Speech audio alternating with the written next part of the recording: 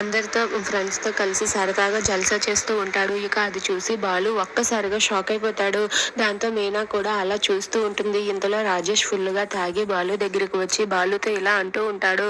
"ఇదిగో బాలు, నీ దగ్గర నేను ₹1,00,000 తీసుకున్నది దీనికోసమే" అని చెప్పి అంటాడు. ఆ మాట వినగానే అక్కడ ఉన్న బాలు అయితే ఒక్కసారిగా షాక్ అయిపోతాడు. దాంతో మీనా అయితే ఇప్పుడు బుద్ధొచ్చి ఉంటుంది మా ఆయనకి అని చెప్పి అనుకుంటుంది.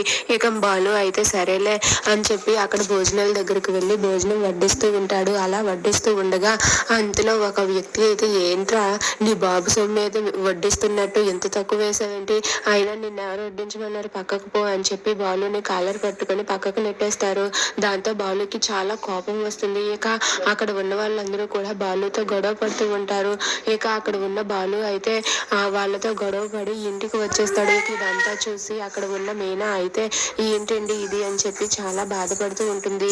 ఇక ఇంటికి వెళ్ళిన తర్వాత బాలు అయితే చాలా సీరియస్ గా ఆలోచిస్తూ ఉంటాడు. ఇంతలో బాలు ఆత్మ బాలుతో ఇలా అంటూ ఉంటుంది. "ఏంట్రా, అందుకే భార్య మాటలు వినాలి.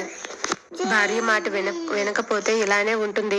అందుకే భార్య చెప్పింది, కనీసం తన మాట వింటే ఈ పాటికి ₹1,00,000 పోయిండేది కాదు కదా. ఇప్పుడు ₹1,00,000 బొక్క. ఇప్పటికైనా సరే అర్థం చేసుకో నీ భార్యను నువ్వు.